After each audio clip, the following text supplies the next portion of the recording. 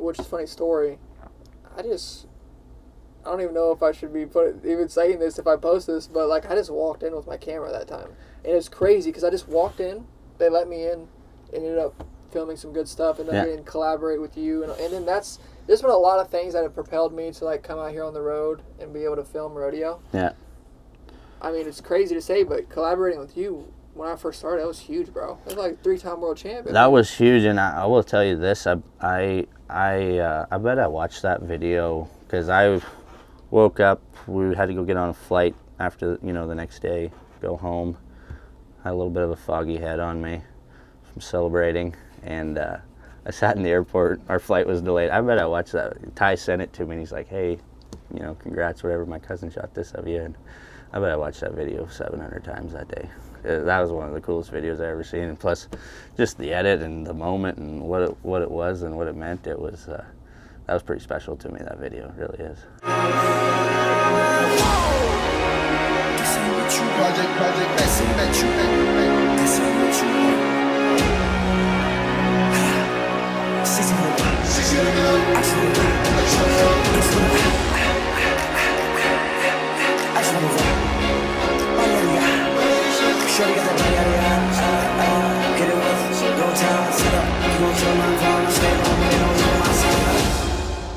Dude, that is so cool, bro. That is so cool. So take me back to you ride that last bronc.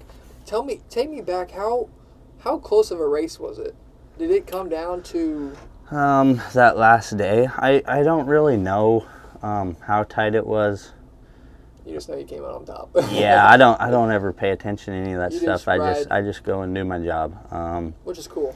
And everybody, you're in competition with the other bronc riders out there, but you're really in competition with your horse.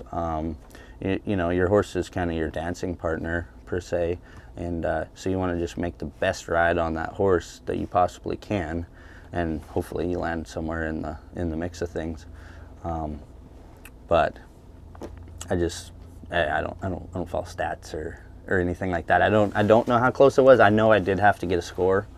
The 9th round, I had to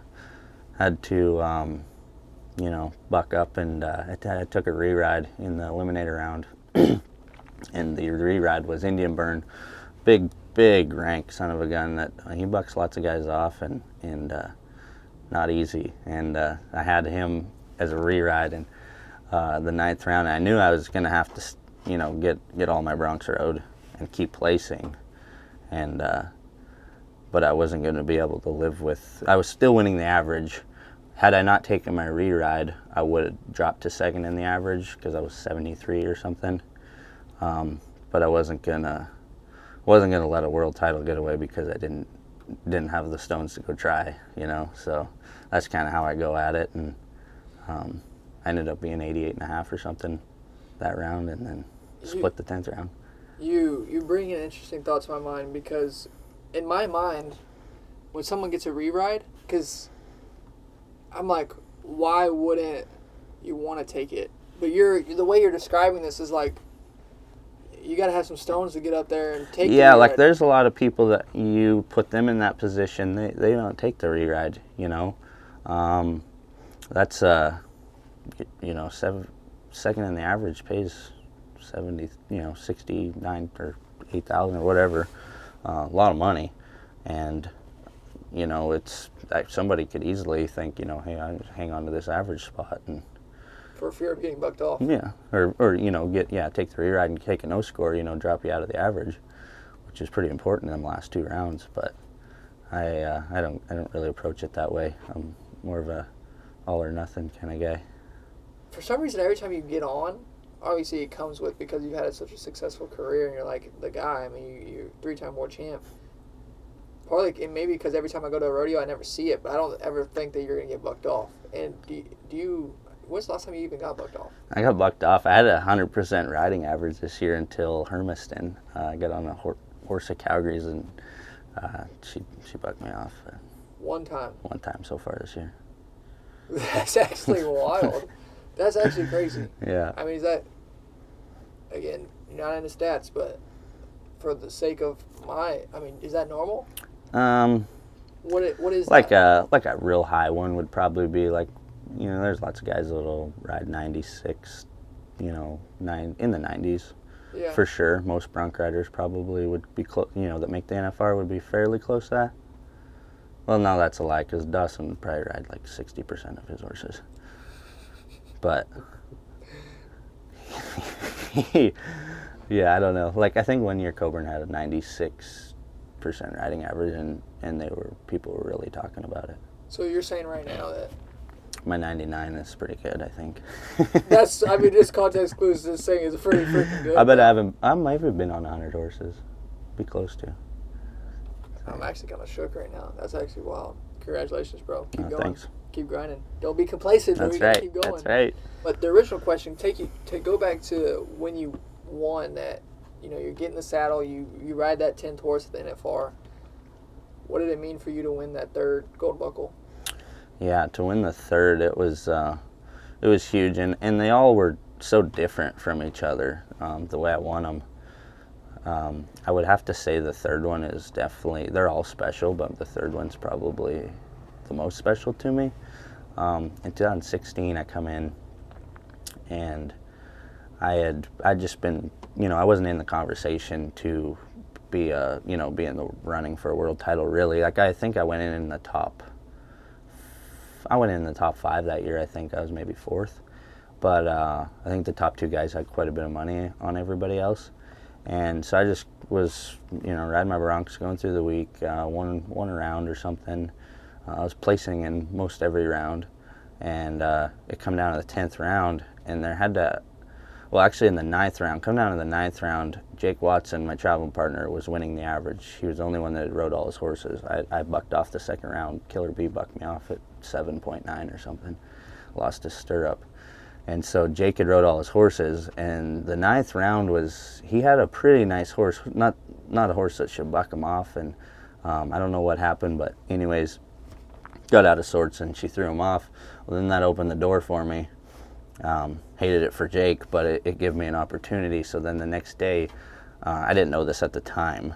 I just was kind of thought like I was the guy that was winning. It was kind of his because he never falls off either and stuff. So I was just gonna go to the 10th round and do my job or whatever. And so we got there and so I had to beat Jake by X amount of points in the round to go ahead of him in the average on 9 head.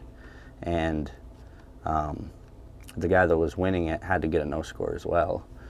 And I really didn't think any of that was going to happen. I also didn't know it at the time, but I didn't think that was going to happen. The guy that was, so I rode, was like maybe winning third in the round, and they had one more guy to go, and it was Jacobs, and he had spring planning, and she's kind of tricky to get a good start at. She squats in there, and then when you nod, she really boils out of there and rears around the post kind of. And then hits and kicks the back of the chute, so she's pretty hard to get spurred out, and she did her deal, reared out, rolled around there, and he missed her out, and so then I won the average. Like sent me around on the victory lap, I won the average, and I didn't even know I won the world until they were interviewing me for the world champion interview, and I was like, "Are you serious?" Anyways, very cool way to win it. Come from behind, nobody really expected it. 2019.